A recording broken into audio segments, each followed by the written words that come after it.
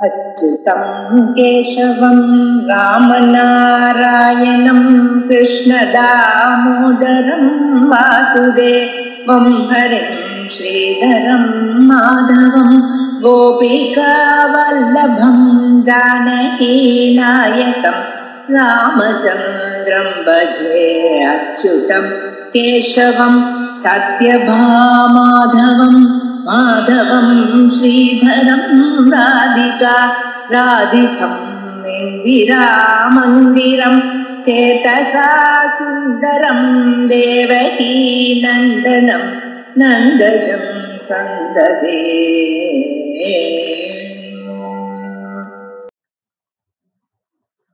मंगलश्लोकः। वागीशाद्याः सुमनसः सर्वार्थानामुपक्रमे यं नत्वा कृतकृत्याः स्युः तं नमामि गजाननं। गुरुर्ब्रह्मा गुरुर्विष्णुः गुरुर्देवो महेश्वरः गुरुः साक्षात् परं ब्रह्म तस्मै श्रीगुरवे नमः। यत्कृपालेशमात्रेण पुरुषार्थचतुष्टयं प्राप्यते तमहं वन्दे गोविन्दं भक्तवत्सलम्। अनन्तगुणसम्पन्नम् अनन्तभजनप्रियम् अनन्तरूपिणं वन्दे गुरुमानन्दरूपिणम्।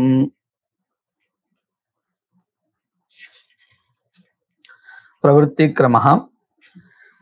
सह प्रयुज्यमानेषु प्रधानेषु सन्निपातिनाम् अंगानाम् आवृत्त्या अनुष्ठाने कर्तव्ये द्वितीयादि पदार्थानां प्रथमानुष्ठित पदार्थक्रमात् यः क्रमः सः प्रवृत्तिक्रमः।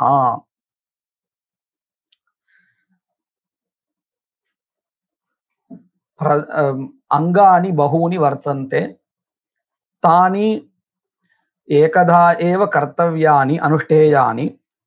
तदानीम् अंगानुष्ठाने कः क्रमः आदर्तव्यः इति विचारः प्रवर्तते। பிரதானங்கள் நிறைய இருக்கு, அவைகளுக்கு உண்டான அங்கங்களும் நிறைய இருக்கு.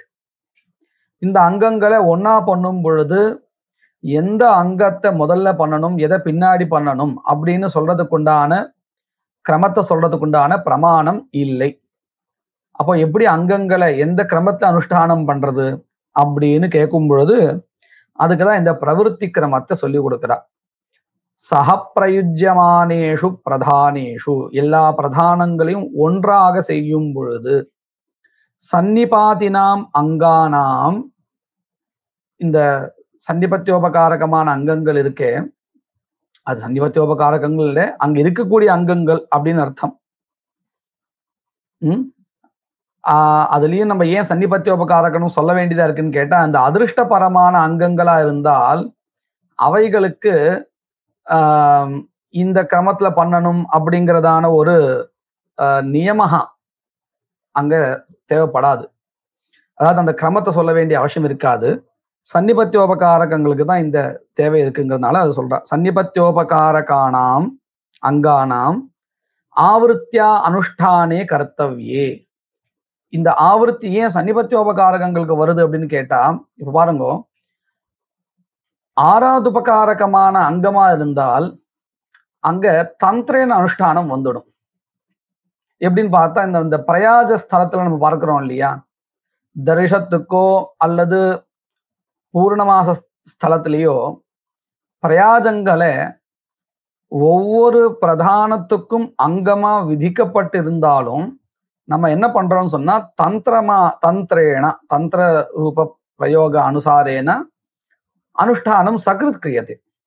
இது புரியுறதா உங்களுக்கு? சன்னிபத்தியோபகாரகம் ஏன் மெனக்கட்டு இங்க சொல்ல வேண்டியதா இருக்கு அப்படின்னு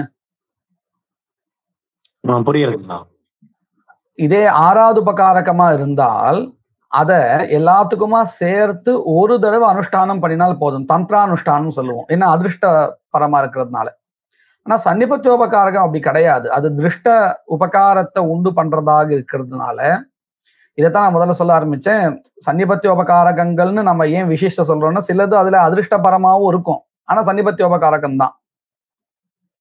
சன்னிபத்தியோபகாரகமா இருக்கிறது எல்லாமே திருஷ்ட பிரயோஜனமா இருக்குங்கிறது கிடையாது. புரோக்ஷனாதிகள் சன்னிபத்தியோபகாரகம் தான், ஆனா அது அதிருஷ்டபரமா இருக்கு. புரோக்ஷணத்தினால என்ன உண்டாருது? திருஷ்டமா ஏதாவது பிரயோஜனம் உண்டாருதான்னு கேட்டா கிடையாது. அதிர்ஷ்ட பிரயோஜனம் தான் உண்டாருது இல்லையா?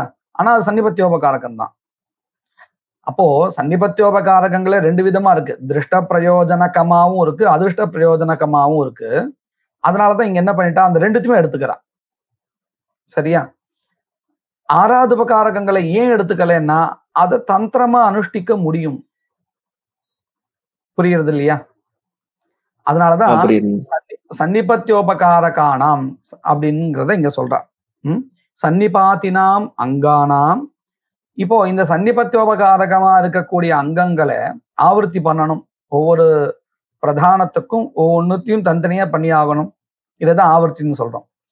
சன்னிபாத்தினாம் அங்கானாம் ஆவருத்தியா அனுஷ்டானே கர்த்தவ்யே த்விதீயாதி பதார்த்தானாம் பிரதமானுஷ்டித பதார்த்த கிரமாத் யஹ கிரமஹ சஹ பிரவருத்தி கிரமஹ. இப்ப பாருங்க, ரெண்டாவது பதார்த்தமானது முதல் பதார்த்தம் எந்த கிரமத்துல அனுஷ்டிக்கப்பட்டதோ அந்த கிரமத்துல அனுஷ்டிக்கப்படுறது இல்லையா? அப்ப முதல் பதார்த்தத்தை அனுஷ்டிக்கும் பொழுது கிரமஹா ஐச்சிகமா இருக்கு, நம்மளுடைய இஷ்ட பிரகாரம் ஆரம்பிக்கிறோம். ஆனா ரெண்டாவது பதார்த்தத்தை அனுஷ்டானம் பண்ண ஆரம்பிக்கும் பொழுது ஒரு கிரமஹா கிளுப்தம் ஆயிடுறது. பிரதம பதார்த்தானுஷ்டித கிரமஹா கிளுப்தம் ஆயிடுறது இல்லையா? இது நம்ம லௌகிக உதாரணமா சொல்றதா இருந்தா, பங்கி இப்போ 4 பங்கி இருக்கு. 4த்துல எங்க வேணா ஆரம்பிக்கலாம், அந்த சாஸ்திரத்துக்கு விருத்தமா இல்லை. எந்த பங்க ஆரம்பிச்சாலும் சௌகரியமா தான் இருக்குன்னு வச்சுப்போம். இப்போ முதல் பதார்த்தத்தை எந்த வரிசையில ஆரம்பிக்கிறாரோ அதே வரிசையில ரெண்டாவது பதார்த்தத்தை ஆரம்பிப்பார். ஆனா அந்த முதல் பதார்த்தத்தை ஆரம்பிக்கிறது அது அவருடைய ஐச்சிகம். பரமாறவர் அவருக்கு எந்த பக்கம் வசதியா இருக்குமோ அதை ஆரம்பிக்கலாம், சாஸ்திரம் விருத்தமா இல்லைன்னா. அது ஏதாவது இந்த தெற்குல இருக்கு அப்படி இருக்குன்னு சொன்னா அது ஆரம்பிக்க முடியாது.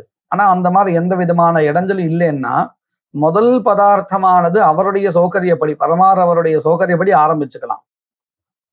ஆனா அடுத்தாப்புல வரக்கூடிய ரெண்டாவது பதார்த்தத்தை பரமாறவர் அவருடைய சௌகரியப்படி ஆரம்பிச்சுக்க முடியாது. முதல் பதார்த்தம் எந்த வரிசையில போயிருக்கோ அந்த கிரமஹா கிளுப்தமா எடுத்து அதுக்கப்புறம் அதை தான் பின்பற்றணும். அதைத்தான் இங்க பிரவருத்தி கிரமஹான்னு சொல்லிட்டு இருக்கா. பாருங்க, த்விதீயாதி பதார்த்தானாம் பிரதமானுஷ்டித பதார்த்த கிரமாத் யஹ கிரமஹ சஹ பிரவருத்தி கிரமஹ. பங்கி அர்த்தம் புரிஞ்சுட்டா? யதா பிராஜாபத்ய அங்கேஷு, பிராஜாபத்யः பசுயாகः தேஷாம் யாகானாம் அங்கேஷு அயம் பிரவருத்தி கிரமஹ உக்தः நிரூபிதः. மேற்கொண்டு அவரே சொல்லிக் கொடுக்கிறார்.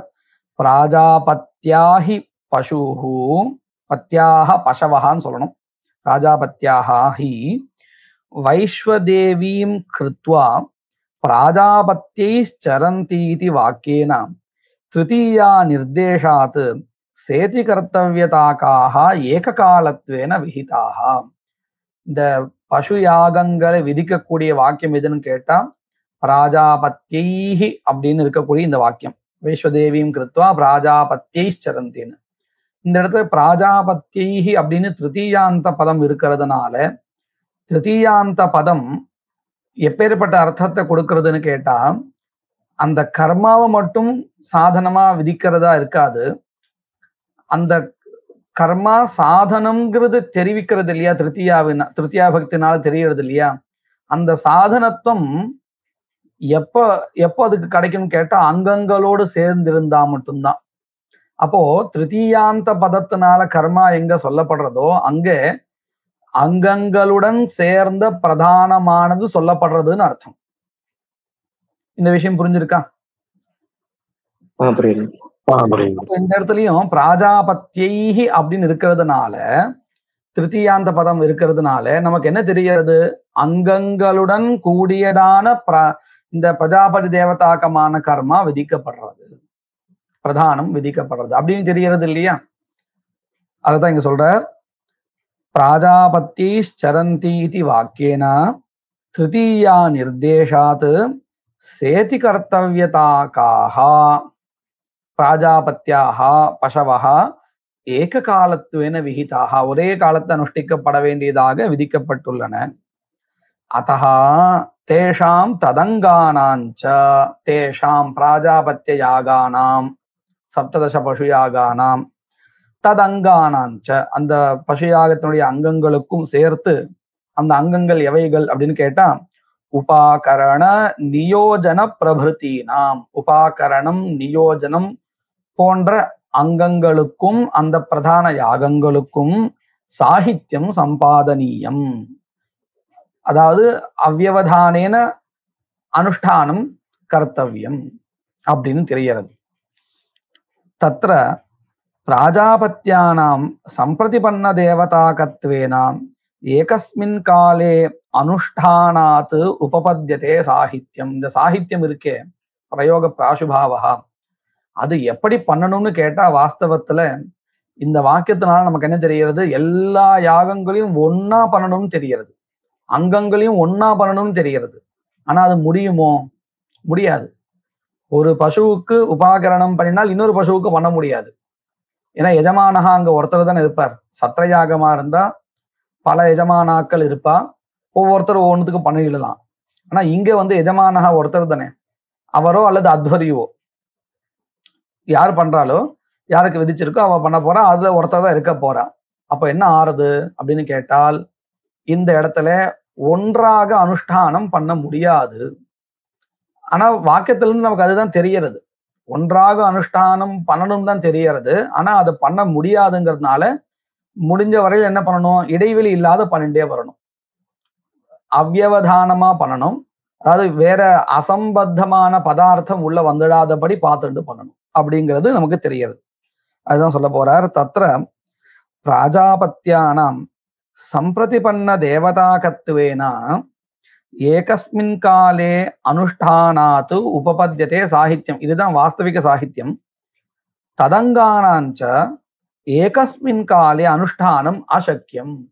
இந்த பிரதானத்தை கூட பண்ணிடலாம், பிரதானத்திலையும் கூட தியாகா ஒரே தேவத்தையா இருக்கிறதுனால பண்ணிடலாம். ஆனா அங்கங்களை ஒரேடி அனுஷ்டானம் பண்ண முடியாது. முந்தின வாக்கியத்தை என்ன சொல்லி கொடுத்தா, சம்பிரதிபன்ன தேவதாகத்வாது சாகித்யம் ஸ்ருதம். யாகத்தினுடைய அதாவது பிரதான யாகத்தை பண்ணிட முடியும், ஏன்னா ஒரே தேவதையா இருக்கிறதுனால. ஆனா அதனுடைய அங்கங்களை அனுஷ்டிக்க முடியாது, ஒரே சமயத்துல அனுஷ்டிக்க முடியாது. தது அங்கானாஞ்ச ஏகஸ்மின் காலே அனுஷ்டானம் அசக்கியம்.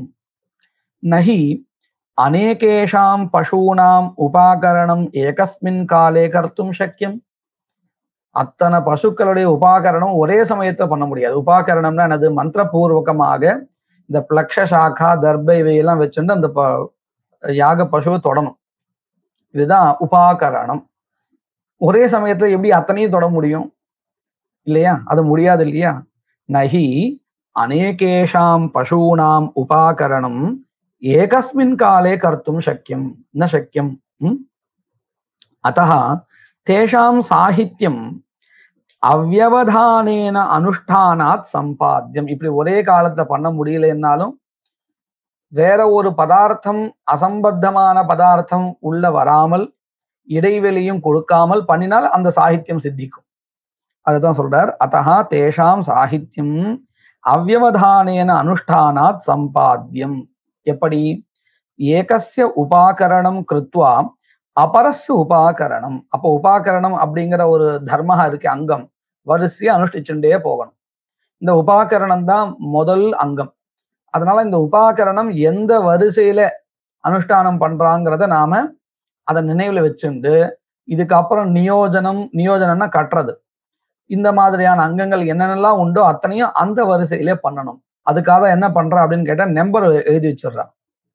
அந்த யாக பசுவுல நம்பர் எழுதி வச்சிடுறா, இத்தனாவது நம்பர் அப்படின்னு கழுத்துல மாற்றி விடுறதோ இல்லை எழுதி வைக்கிறதோ ஏதோ ஒண்ணு பண்ணிடுறா. அப்ப என்ன ஆகும், அந்த கிரமம் மாறாம இருக்கும். அததான் சொல்றா. அத்தஹ பிராஜாபத்யேஷு ஏகம் பதார்த்தம் சர்வத்திர அனுஷ்டாய. ஏகம் பதார்த்தம்னா முதல் பதார்த்தமா இருக்கக்கூடியதான உபாகரணம். சர்வத்திர அனுஷ்டாய த்விதீயா பதார்த்தா அனுஷ்டேய. அடுத்தாப்புல இருக்கக்கூடிய இரண்டாவது பதார்த்தம் இந்த கிரமத்துல அனுஷ்டானம் பண்ணணும். தத்ர பிரதம பதார்த்தானுஷ்டானம் கஸ்மாச்சித் பசோஹோ ஆரம்பிய கர்த்தவியம். முதல் அங்கம் ஏதாவது ஒரு பசுவில் வச்சு ஆரம்பிக்கலாம். இதுலதான் ஆரம்பிக்கணுங்கிற நியமமா இல்லை. நான் திருஷ்டாந்தமா லௌகிகம் சொன்னேன் இல்லையா, பங்கி 4 பங்கியில எந்த பங்கியிலையும் ஆரம்பிச்சுக்கலாம். முதல் பதார்த்தம் மாத்திரம் ஐச்சிகம். தத்ர பிரதம பதார்த்தானுஷ்டானம் கஸ்மாச்சித் பசோஹோ ஆரம்பிய கர்த்தவியம். த்விதீயஸ்து பதார்த்தः येन क्रमेण प्रथमः अनुष्ठितः, प्रथमः पदार्थः अनुष्ठितः तेनैव क्रमेण अनुष्ठेयः. முதல் பதார்த்தமானது எந்த கிரமத்துல பண்ணப்பட்டதோ, எந்த வரிசையில பண்ணப்பட்டதோ அதே கிரமத்துல அதே வரிசையில இரண்டாவது பதார்த்தமானது அனுஷ்டிக்க வேண்டியது. அப்பதான் என்ன கிடைக்கும் அப்படின்னு கேட்டா, எதுக்காக இதெல்லாம் பண்ணணும், இப்படி பண்ணணும் அப்படின்னு கேட்டா அதுக்கு பதில் சொல்றா, பிரயோக வித்யவகத மிதஹ அங்க சாஹித்யஸ்ய உபபத்தயே. உபபத்தயே லப்தயே பிராப்தயே.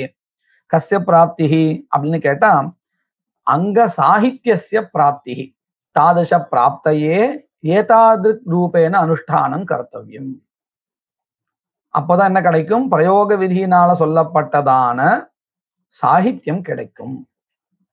இதுவரையில பங்கி அர்த்தம் புரிஞ்சிருக்கா?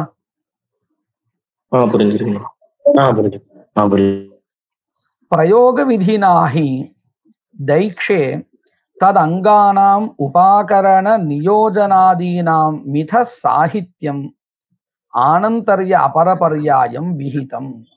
முதல்ல இப்போ ஒரு கேள்வி கேட்கிறா, இந்த சாகித்யம்னு சொல்றதுல இது எங்கிருந்து உங்களுக்கு கிடைச்சது அப்படின்னு கேட்டா, இந்த பிராஜாபத்திய யாகாக அப்படின்னு சொன்னோமே, இந்த யாகங்கள் எல்லாமே பசு யாகங்கள். இந்த பசு யாகங்களுக்கு பிரகிருதி அக்னிஷோமியா, அக்னிஷோமியத்துக்கு பிரகிருதி சான்னாயா, இப்படின்னு கிரமம். இப்போ இந்த பிராஜாபத்தியத்துக்கு எது பிரகிருதி யாகான்னு கேட்டால் அக்னிஷோமியான்னு சொன்னோம் இல்லையா. அக்னிஷோமியத்துல ஒரு பசு தான் இருக்கு. அதனால அந்த இடத்துல நம்ம எப்படி அனுஷ்டானம் பண்ணினோம் அப்படின்னு கேட்டால், உபாகரணம் பண்ணிட்டு உடனே அடுத்தாப்புல நியோகத்தை பண்ணிட்டோம். சரியா? இப்போ இந்த உபாகரண நியோக ரெண்டுத்துக்கும் அடுத்த அனுஷ்டானம் பண்ணினதுனால ஒரு சாகித்யம் தெரியறது, ஒரு சம்பந்தம் தெரியறது. எங்கே? பிரகிருதி யாகமாக இருக்கக்கூடியதான அக்னிஷோமியத்துல. பாருங்க, பிரயோக விதினாஹி தைக்ஷே தத் அங்கானாம் உபாகரண நியோஜனாதீனாம் மித சாகித்யம் ஆனந்தர்ய அபரபர்யாயம். சாகித்யம்னா ஆனந்தியம் தான் சாகித்யம். சாகித்யம் ஆனந்தர்ய அபரபர்யாயம் விஹிதம். தச்ச சாகித்யம் சவனீய பசௌ சோதகேன பிராப்தம். சவனீய பசுவுக்கு அதிதேசமாக கிடைச்சது. தஸ்ய பிராணி திரவியகத்வேன தைக்ஷ விகிருதித்வாத். ஏன் சவனீயத்துக்கு தைக்ஷத்திலிருந்து கிடைச்சதுன்னு கேட்டா, சவனீய பசுயாகவும் ஒரு பசுயாக தானே. அப்போ இதுக்கு எது பிரகிருத்தியா இருக்கும்னு கேட்டா அக்னிஷோமியா தான் பிரகிருத்தியா இருக்கும். அதுதான் சொல்ற, தச்ச சாகித்யம் சவனீய பசௌ சோதகேன பிராப்தம்.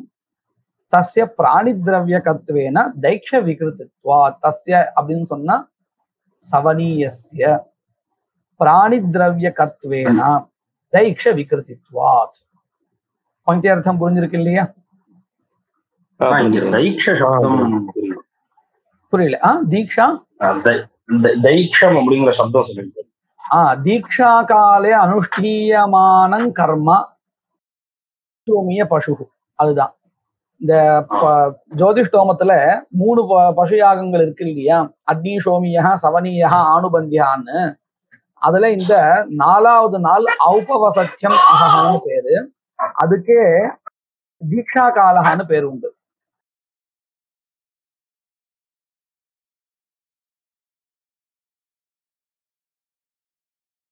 தீக்ஷா காலத்துல விதிக்கப்பட்ட கர்மா அப்படின்னு. தீக்ஷா காலஹா 4வது நாள் இல்ல, முன்னாடியே வந்துடுறது.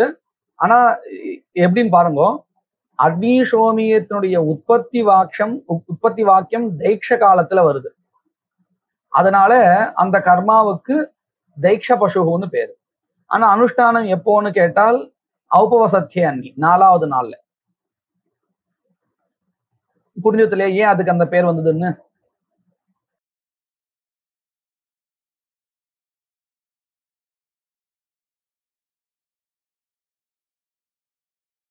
तस्य प्राणिद्रव्यकत्वेन दैक्यविकृतित्वात् सवनीयाच्च ஏகாதசினேஷு பிராப்தம். எப்படி பாருங்க, சான்னாயம் முதல் பிரகிருதி பசு திரவியத்துக்கு சான்னாயம், அதனுடைய விகிருதி அக்னிசோமியா, அக்னிசோமியத்தினுடைய விகிருதி சவனீயா, சவனீயத்தினுடைய விகிருதி இந்த ஏகாதசினம் அப்படின்னு. எதை வச்சுண்டு ஏன் நீங்க அக்னிசோமியத்தினுடைய விகிருத்தியாகவே இந்த பசு கணங்கள் இருக்கே, நிறைய பசுக்கள் கொண்ட கர்மா, அத சொல்லலாமே, ஏன் சவனீயத்துக்கு விகிருத்தியா சொல்லணும் அப்படின்னு ஒரு கேள்வி வரும் இல்லையா? கேள்வி புரியுறதா? புரியுது. அப்போ அதுக்கு என்ன பதில் சொல்றா அப்படின்னு கேட்டா, அக்னிசோமியங்கிறது ஒரு பசு பிரகிருதிகமான யாகா தான், இல்லைன்னு சொல்லல. ஆனா இந்த சவனீயா இருக்கே, அதனுடைய அனுஷ்டான காலகா எதுன்னு பார்த்தால் 5வது நாள் சுத்தியாக. அதே மாதிரி இந்த ஏகாதசினுங்கிற பசு யாகா இருக்கு இல்லையா, அநேக பசுவை திரவியமாக கொண்ட யாகங்கள், அவைகளும் 5வது நாள் தான் அனுஷ்டிக்கப்படுகின்றன. அப்போ அக்னிசோமியா சவனீயான்னு 2 பசு யாகங்கள் இருந்தாலும் கூட இந்த 2த்துல எது ஏகாதசினத்துக்கு பிரகிருத்தின்னு நம்ம விசாரம் பண்ணினால் அக்னிசோமியத்தை காட்டிலும் சவனீயம் தான் ரொம்ப சதுஷமா இருக்கு. எதை வச்சுண்டு? பசு திரவியகமா இருக்கு ஒண்ணு, அது 2த்துக்கும் சமானம். ஆனா அனுஷ்டான காலகாவை வச்சுட்டு பார்த்தால் சவனீயம் தான் அக்னிசோமியத்தை காட்டிலும் ரொம்ப சதுஷமா இருக்கு. அதனால சவனீயத்தை பிரகிருதியாக ஏகாதசினத்துக்கு எடுத்துட்டார். இப்ப புரிஞ்சது இல்லையா என்ன காரணம், சவனீயத்தை பிரகிருதியா எடுத்துக்கிறதுக்கு என்ன காரணம் அப்படின்னு புரிஞ்சது இல்லையா? புரியுது. அதுதான் இங்க சொல்ல பாருங்க, சவனீயாச்ச ஏகாதசினேஷு பிராப்தம் குதஹா சுத்தியா காலத்துவ சாமான்யாத், 2த்துக்கும் ஒரே காலமா இருக்கிறதுனால. சரி, இப்ப ஏகாதசினத்திலிருந்து பிராஜாபத்தியத்துக்கு போக போறது ஏன்னா பசு கண சாமியாத் பாருங்க, தேபியஸ்ச பிராஜாபத்தியேஷு பிராப்தம். இப்ப நம்ம பார்த்துட்டு இருக்கக்கூடிய பிராஜாபத்திய யாகா இதுதான். தேபியஸ்ச ஏகாதசிபியா ஏகாதசின கர்ம தசினம் கர்ம தேபியா பிராஜாபத்தியேஷு பிராப்தம். எதை வச்சுண்டு? கணத்துவ சாமியா, அது அங்கேயும் அநேக பசு இங்கேயும் அநேக பசு அப்படின்னு நிர்ணயம் பண்ணி கொடுத்துருக்கா. அப்போ வரிசைய கிரமத்தை பார்த்தோம்னா சான்னாயம் சான்னாயம் அக்னிசோமியா சவனீயா ஏகாதசினம் பிராஜாபத்தியம் இப்படின்னு கிரமம். மியூட்ல வச்சுக்கணும். நான் இன்னொரு சந்தேகம், இந்த சான்னாயம் எப்படி பிரகிருதியாக ஆகுது? பசு பிரபவ திரவியத்தை கொண்டிருப்பதனால, அதாவது சான்னாயத்துல திரவியம் எதுன்னு கேட்டா க்ஷீரம் ததி தானே, பசு பிரபவம் தானே. அத போல அக்னிசோமியத்திலையும் சாட்சாத் பசு திரவியம் இல்லை, பசுவிலிருந்து வரக்கூடியதான ஹிருதயாதி திரவியங்கள். அதனால என்ன அடுத்து 2 திரவியத்துக்கும் என்ன சாமியம் இருக்குன்னு பார்த்தோம்னா பசு பிரபவத்துவம் அப்படிங்கறதான சாமியம் இருக்கு. அதனால சான்னாயம் பிரகிருதி. அந்த சான்னாயத்திலையும் எது பிரகிருதி? பயோ யாகவா ததி யாகவா அப்படின்னு கேட்டால் பயோ யாகா. ஏன்னா சாட்சாத் பசு பிரபவத்துவம் பயசகாயவ ததிக்கு இல்லை. ஏன்னா ததியை நம்ம அதோடைய விகாரம் தானே, ததி க்ஷீரத்தினுடைய விகாரம் தானே, பயசனுடைய விகாரம் தானே. ஆனா பயகா சாட்சாத் பசு பிரபவமான திரவியம். அதனால சான்னாயத்திலையும் கூட ஐந்திரம் பயகான்னு இருக்கு, அந்த யாகா தான் அக்னிசோமியத்துக்கு பிரகிருதி. இப்ப புரிஞ்சது இல்லையா?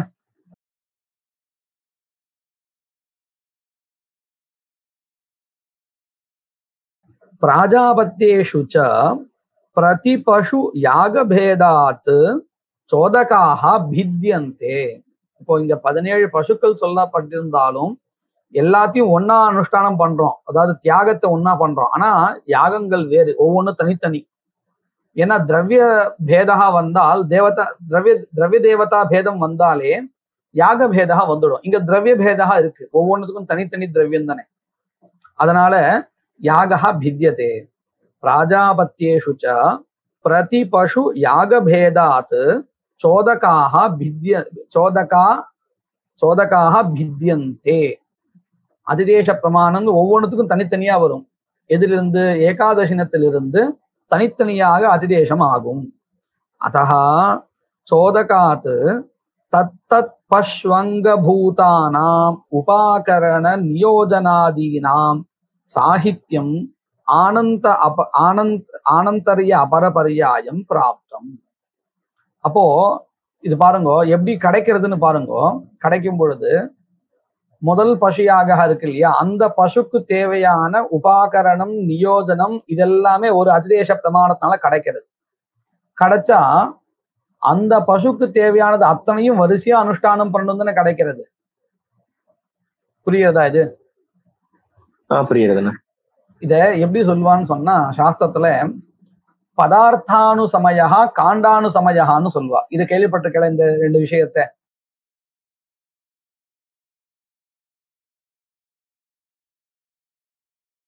என்னது அப்படின்னு கேட்டால், ஒவ்வொரு பதார்த்தத்தையும் அனுஷ்டிச்சுட்டே போனால் தனித்தனியா எல்லாத்துக்குமா, அது பதார்த்தானுசமயா.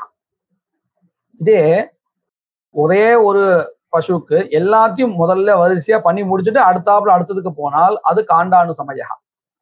இது நம்ம லௌகிக உதாரணம் பார்க்கறதா இருந்தால், இந்த பரமார சமயத்துல முதல்ல எல்லாருக்கும் பாயசம் வச்சுட்டே போறான், அடுத்தாப்புல தேவையான காய்களை வச்சுட்டே போறான். இது பதார்த்தானுசமயா. ஒவ்வொரு பதார்த்தமா வரிசையா எல்லாருக்கும் வச்சுட்டே போறா. இதே காண்டானுசமயான்னு என்ன தெரியுமோ, இந்த சில கேட்டரிங்ல நீங்க பார்த்தீங்கன்னா 4 பக்கம் 4 கிண்ணங்கள் இருக்கும். அதாவது ஒருத்தருடைய கையில 4 கிண்ணங்கள் வச்சுக்க முடியும். அதுல 4 பதார்த்தங்கள் இருக்கும். அவர் என்ன பண்ணுவார், முதல் இலையில 4 பதார்த்தங்களையும் பரிமாறிட்டு அடுத்து 2ஆம் இலைக்கு போவார். அங்க இருக்கக்கூடிய 4த்தையும் ஒரே தடவையா அந்த முதல் இலைக்கே வச்சுட்டு அப்புறம் 2ஆம் இலைக்கு போவார். இதுதான் காண்டானுசமயான்னு பேரு. காண்டன்னா சமூகான்னு அர்த்தம். அந்த மொத்த பதார்த்தத்தையும் ஒரு இடத்துல வச்சுட்டு அடுத்தாப்புல போறோம் இல்லையா, அது காண்டானுசமயா. அத போல இப்ப நம்ம இங்க ராஜாபத்திய பசுக்களுக்கு முதல் பசுவுக்கு உபாகரணம் நியோஜனம் எத்தனை அங்கங்கள் இருக்கோ அத்தனையும் பண்ணிட்டு அடுத்த பசுவுக்கு போறதா இருந்தால் அப்போ அதுக்கு என்ன பேரு? காண்டானுசமயாவா பதார்த்தானுசமயாவா? என்ன பேரு? காண்டானுசமயா. இதே அப்படி பண்ணாம 1வது பசுவுக்கு உபாகரணம், 2வது 3வது இப்படி முழுக்க உபாகரணத்தை முடிச்சுட்டு அதுக்கப்புறம் நியோஜனாதிகள் பண்ணிட்டே போனால் இதுக்கு பதார்த்தானுசமயான்னு பேரு. இப்போ அதிதேசம் வரும் பொழுது இந்த 17 பசுக்களுக்கும் சேர்த்து வரல. ஏன்னா ஒவ்வொரு திரவியம் தனித்தனி திரவியங்கிறதுனால ஒவ்வொரு யாகா தான் அது. அப்போ ஒவ்வொரு யாகத்துக்குமே அதிதேச பிரமாணம் தனித்தனியா தான் வருது. தனித்தனியா வருதுன்னு அர்த்தம், முதல் யாகத்துக்கு தேவையான உபாகரணாதி அங்கங்கள் அத்தனையும் அதிதேசமா வருது வேற ஒரு பிரமாணத்தினால. இன்னொரு பிரமாணத்தினால அதே யாகம்னா ஏகாதசினத்திலிருந்து 2வது யாகத்துக்கு தேவையான அதிதேசங்கள் வருது. அதிதேச பிரமாணமானது அங்கங்களை கொண்டு வருது. இது புரிஞ்சிருக்கா எப்படி அந்த பிரக்கிரியா அப்படின்னு? புரியுதுண்ணா. அதத்தான் இங்க சொல்ற பாருங்க. பிராஜாபத்தியேஷு ச பிரதிபஷு யாகபேதாத் சோதகாக பித்யந்தே அதஹ சோதகாத் தத்தத் பஷ்வங்கபூதானாம் உபாகரண நியோஜனாதீனாம் சாஹித்யம் ஆனந்தரிய அபரபரியாயம் பிராப்தம். இப்ப பாருங்க, இப்படி சோதகம் அதாவது அதிதேச பிரமாணம் தனித்தனியா எல்லாத்துக்கும் சொல்றதுனால என்ன ஆறுதுன்னு கேட்டா, முதல் யாகிய பசு இருக்கே, அந்த முதல் யாகிய பசுவுக்கு தேவையான உபாகரண நியோஜனாதிகள்லாம் ஒன்னா பண்ணணும்னு தெரியாது. ஏன்னா அதிதேச பிரமாணம் அப்படித்தானே விதிக்கிறது. இந்த யாகத்துக்கு தேவையான உபாகரணாதிகள் அப்படின்னு தானே விதிக்கிறது. அப்போ அவைகளுக்குள்ளார ஒரு சாகித்யமானது தெரியறது. अतः एकस्य पशोः उपाकरणानन्तरमेव नियोजनं चोदकबलात् कर्तव्यत्वेन प्राप्तम्. இப்படிதான் கிடைக்கிறது. இது சித்தாந்தம் இல்ல, இது விசாரம் போயிட்டு இருக்கு. நீங்க இது சித்தாந்தமா நினைச்சுக்காதீங்க, இதுக்கப்புறம் கேள்வியாக வரப்போறது. சரியா? இப்போதைக்கு இந்த விசாரம் போயிட்டு இருக்கு. எப்படி அது அதிதேசம் ஆறதுங்கிற காமிச்சிருக்கான். अतः एकस्य पशोः उपाकरणानन्तरमेव नियोजनं चोदकबलात् कर्तव्यत्वेन प्राप्तम्. அதிதேசத்தினால என்ன கிடைக்கிறதுன்னா உபாகரணம் நியோஜனம் வரிசை எல்லா அங்கங்களும் பண்ணணும். இப்படிதான் கிடைக்கிறது.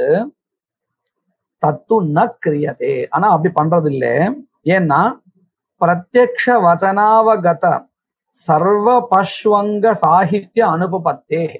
இப்படி அதிதேச பிரமாணத்தை வச்சுட்டு பார்த்தால் ஒரே பசுவுக்கு எல்லா அங்கங்களும் பண்ணணும்னு காண்டானுசமயமா தெரியறது இல்லையா?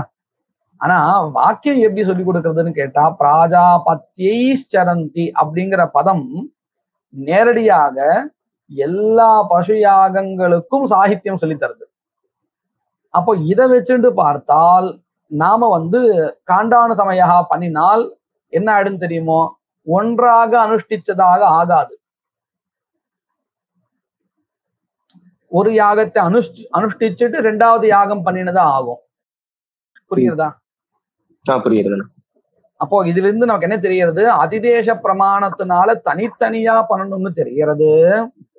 ஆனால் நேரடியான வாக்கியத்தை பார்த்தால் எல்லா பசு யாகங்களையும் ஒன்னா பண்ணணும்னு தெரியறது. பிராஜாபத்தியை அப்படின்னு சொன்னதுனால ஒன்றாக பண்ணணும்னு தெரிகிறது. இப்போ அதிதேசத்தினால பார்த்தால் காண்டானுசமயா, நேரடியான விதி வாக்கியத்தை வச்சுட்டு பார்த்தால் பதார்த்தானுசமயா. இப்போ இந்த ரெண்டு இதுல எதை அனுஷ்டிக்கணும்னு கேள்வி. இந்த விசாரம் புரிஞ்சதா இப்படி கொண்டு போறான்னு? புரியுறதுண்ணா, புரியுது. தத்து ந கிரியதே பிரத்யக்ஷ வச்சனாவகத. இந்த நடுநடுல வந்துட்டு போறதுனால அதை கவனிச்சுட்டே இருக்க வேண்டியதா இருக்கு. ஆனா அதிதேசத்தினால காண்டான சமயம், இதனால பதார்த்தான சமயம். அதிதேசத்தினால காண்டானு சமயா கிடைக்கிறது. சமூகமா, அதாவது ஒரு யாகத்தையும் தனித்தனியா பண்ணக்கூடியது அதிதேசத்தினால கிடைக்கிறது அப்படின்னு அதிதேசம். ஏன்னா அதிதேசம் இந்த உபாகரண நியோஜனாதி அங்கங்களை ஒவ்வொரு யாகத்துக்கும் தானே சொல்றது தனித்தனியா. சரிங்க.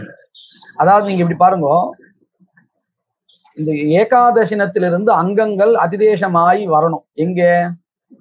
பிராஜாபத்திய பசு யாகங்களுக்கு வரும் பொழுது பிராஜாபத்திய பசு யாகங்களுக்கு மொத்தமா சேர்த்து ஒரு அதிதேசமா வருதா, இல்ல ஒவ்வொரு அங்க மொத்தம் 17 பசுக்கள்னா 17 யாகங்கள் நடத்தும், ஒவ்வொரு யாகத்துக்கும் தனித்தனியா அதிதேசம் வருதா அப்படின்னு ஒரு கேள்வி கேட்டுக்கணும். ஒவ்வொன்னுத்துக்கும் தனித்தனியா வருதுங்கிறது பதில். அப்படி ஒவ்வொன்னுத்துக்கும் தனித்தனியா வந்ததுன்னா உபாகரணாதி அங்கங்கள் முதல் யாகத்துக்கு வந்திருக்கு. அப்போ அதை முதல்ல பண்ணிடணும்.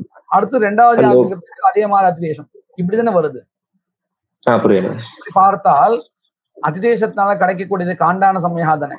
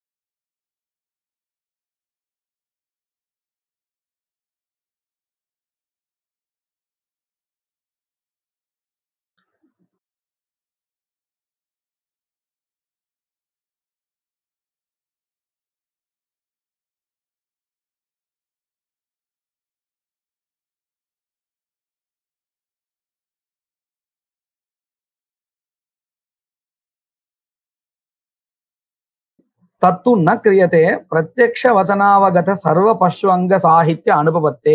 अतः एकस्मिन् पशौ उपाकरणे कृते ததனந்தரமேவ கர்த்தவியத்வேன பிராப்தமபி நியோஜனம் ந கிரியதே. இப்படி பிரத்யக்ஷ வச்சனத்தினால நமக்கு பதார்த்தானுசமயா பண்ணணும்னு கிடைச்சதுனால அதிதேசத்தினால காண்டானுசமயா கிடைச்சாலும் நம்ம என்ன பண்றது இல்லை, உபாகரணம் பண்ணின அடுத்தாப்புல உடனே நியோஜனம் இப்படி பண்றது இல்லை. அதுதான் சொல்றார். அத்தஹா ஏகஸ்மின் பசௌ உபாகரண அதிதேசத்தினால காண்டான சமயம். Okay ma'am.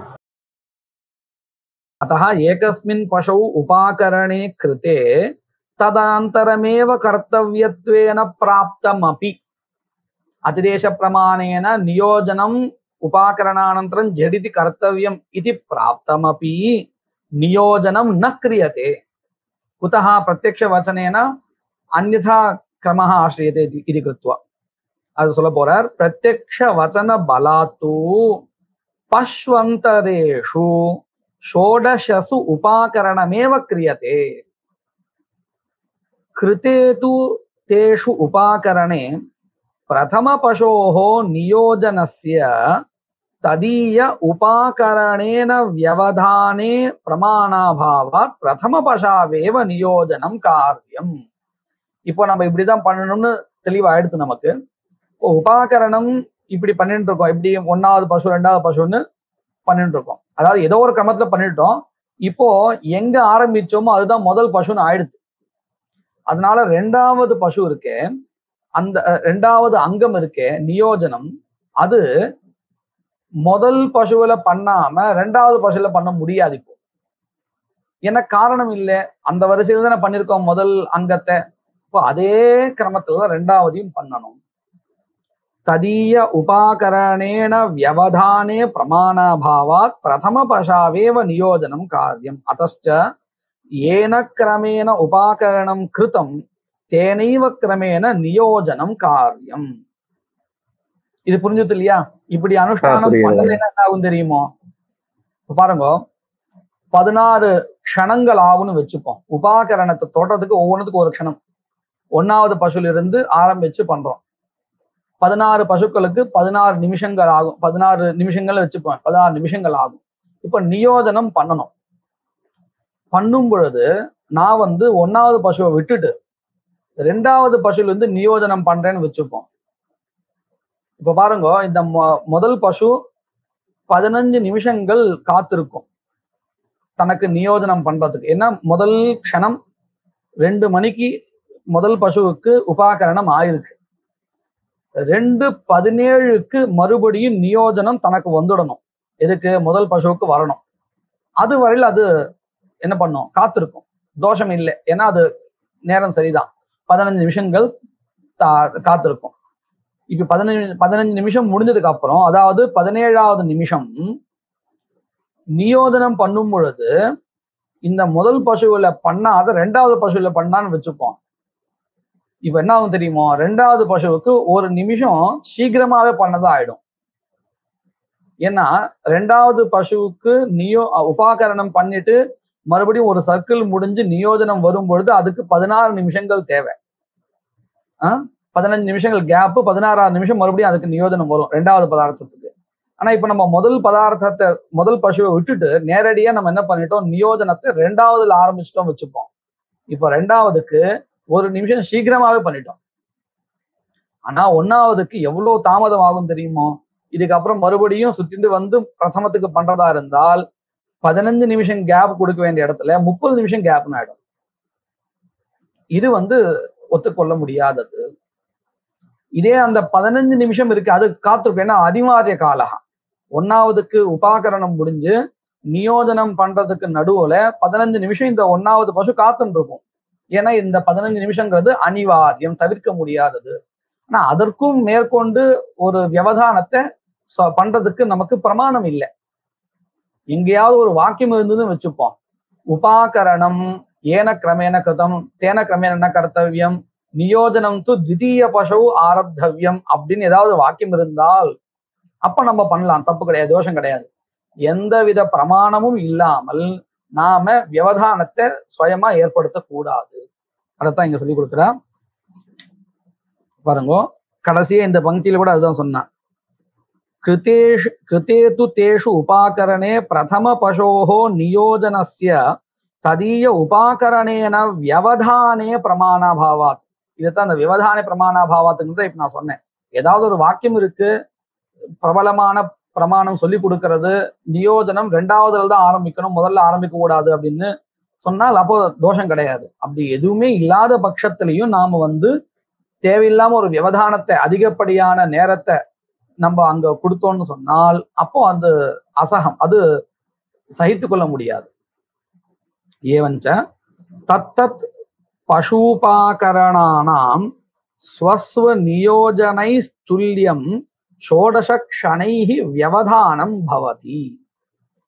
அந்யதா இப்படி கிரமத்தை நாம அனுஷ்டிக்கல, இந்த மாதிரி வரிசையில அனுஷ்டிக்கலைன்னு சொன்னா கேஷாஞ்சித்து அத்தியந்த வியவதானம் ரொம்ப இடைவெளியும், கேஷாஞ்சித்து அவ்யவதானம் சாத் ரொம்ப நெருக்கமும் வந்துடும். ரெண்டுமே தோஷம்தான். தச்ச ந யுக்தம் தஸ்மாத் ஏன கிரமேண பிரதம பதார்த்தா அனுஷ்டிதா, எந்த கிரமத்தோடு இந்த முதல் பதார்த்தமானது அனுஷ்டிக்கப்பட்டதோ தேனைவ அதே கிரமத்தோடையே த்விதீய அனுஷ்டேய இரண்டாவது பதார்த்தமானது அனுஷ்டிக்கப்பட வேண்டியது.